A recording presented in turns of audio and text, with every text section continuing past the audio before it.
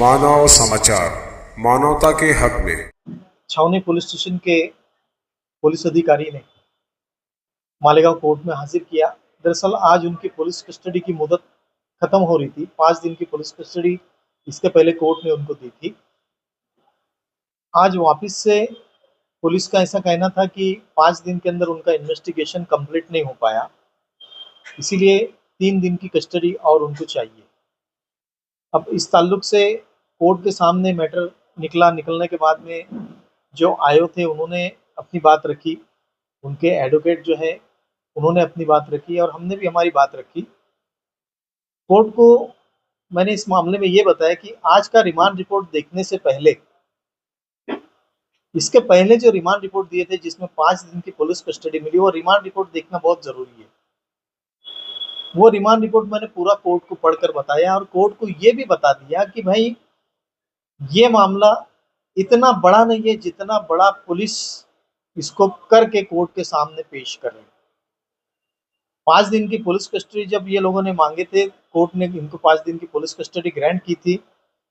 उस वक्त इन्होंने बोले थे कि भाई ये ताल्लुक से हमको और इन्वेस्टिगेशन करना है, जबकि हालात ऐसे हैं कि दोनों सीआर में, सीआर नंबर 51 और 40 दोनों में पुलिस ने चार्जशीट दाखिल कर दिए। सीआर नंबर 51 के अंदर ऑलरेडी अब्दुल तवाब को 10 दिन तक पुलिस कस्टडी के अंदर रखने का कोर्ट ने ऑर्डर दिया था। वो पुलिस कस्टडी के दरमियान नियर अबाउट सभी बातों का पुलिस ने इन्वेस्टिगेशन कर लिया है, लेकिन उसके बावजूद इन्होंने क्या किए कि सीआर नंबर ये 40 जो है इसमें उनको जानबूझ के फरार बताया। अब फरार बताने की वजह तो साफ है कि भाई पुलिस कुछ ना कुछ अपने दिल में इसके ताल्लुक से कुछ अलग बातें सोच रही है। कोर्ट को ये बताया कि भाई इन्वेस्टिगेशन इस ताल्लुक से अगर सीआर नंबर 40 और 51 में पूरा हो गया तो दोबारा पुलिस कस्टडी मांगने का कोई पुलिस को अधिकार नहीं बनता। आज के रिमांड रिपोर्ट में फिर पुलिस ने ऐसा कुछ लाया कि कोई इस्माइल मास्टर नाम का शख्स है, उसका नाम इन्होंने बोले हैं कि भाई वो बंदे से कुछ पैसे का लेन देन हुआ और वो बंदे के कहने पे कुछ जन्म मृत्यु प्रमाण पत्र इन्होंने अब्दुल तवाब ने बनाकर दिए हुए हैं। अब जब वो बंदे का नाम सामने आ गया, पुलिस 5 दिन तक रिमांड में रखते हुए बंदे का पूरा नाम, उसका घर का पता, उसका मोबाइल नंबर ये सब हासिल कर चुकी है, तो वापस से फिर इसको पुलिस कस्टडी मिलने के बाद में पुलिस को और क्या इन्वेस्टिगेशन बचा। तो कोई भी इस तरीके के ग्राउंड्स नहीं थे कि जिसके ताल्लुक से पुलिस कस्टडी मिले। कोर्ट को बहुत अच्छे तरीके से हमने ये बात समझाई, लेकिन उसके बावजूद कोर्ट ने इस सभी दोनों तीनों पार्टी के आर्गुमेंट सुनने के बाद 1 जून तक पुलिस कस्टडी देने का कोर्ट ने हुक्म किया है।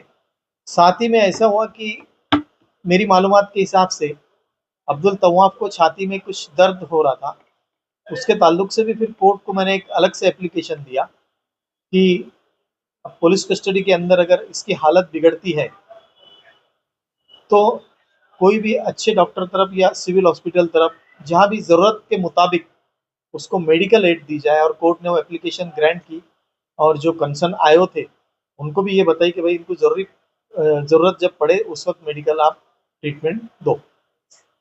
सर, ऐसा भी चल रहा है कि इस मामले को लंबाया जा रहा है, इसका क्या उद्देश्य हो सकता है? कुछ बोल रहे हैं सियासी मामला। नहीं, सियासी मामला है, सियासी बारे में तो मैं कुछ नहीं बोलूंगा, लेकिन अब वो मामला आगे इसीलिए लंबाया जा रहा है, ऐसा बोल सकते। अब दोनों गुने के अंदर, दोनों सीआर के अंदर जब पुलिस ने चार्जशीट फाइल कर दी तो सीधी सी बात थी कि अब जो जेल में बंदे बंद है ये लोगों का कहीं ना कहीं बेल एप्लीकेशन अब हम लोग माइनॉरिटी डिफेंस कमेटी की तरफ से हमारे जो मेन है शेख आसिफ साहब, मुस्तकिम डिग्निटी साहब, इनसे मशवरा करके बेल एप्लीकेशन रखने की तैयारी हम लोग कर रहे थे। और कहीं ना कहीं अब ये बात आती थी कि भाई अब बेल एप्लीकेशन कोर्ट में दाखिल होगा, फिर वो बहस होंगी और जो भी बातें हैं चार्जशीट में वो सब हम बताएंगे। तो ये लोगों ने इसको अरेस्ट करके एक चीज ये सेव कर ली कि अगर हम लोग इस तरीके से बेल एप्लीकेशन वगैरह कोर्ट में डालते हैं तो ये लोग अपोज करेंगे, और अपोज करके ये सबसे मेन ग्राउंड अब ये लेंगे कि नहीं नहीं रुको, अभी एक आदमी पुलिस कस्टडी में है या एक आदमी हमारा एक आदमी के ताल्लुक से इन्वेस्टिगेशन चालू है, अब्दुल तवाब के ताल्लुक से। बस ये चीज तो नजर आ रही है। आरोग्य अधिकारी के ताल्लुक से मैंने बोला कि पहली तारीख से हम लोग आज तक ये बोलते आ रहे हैं कि भाई इसके अंदर जो मेन है आरोग्य अधिकारी, उसके अंदर मेन है, उसकी हर जगह पे जरूरत पड़ने पर दस्तखत, स्क्रूटनी और जो भी चीजें हैं उनके अख्तियार में है। पुलिस कोर्ट के सामने मैंने ये बात बताया कि उनको आरोपी क्यों नहीं किए, जबकि बहुत सारे मामले के अंदर पहली नजर में ऐसा देखने में आ रहा कि आरोग्य अधिकारी को इसमें आरोपी करना चाहिए था। ये बात मेरे समझ में नहीं आ रही है कि पुलिस उनको क्यों बचा के चल रही है। सबसे मेन चीज ये है, पुलिस कहीं ना कहीं मुझे ऐसा लग रहा है कि पुलिस उनको प्रोटेक्ट कर रही है।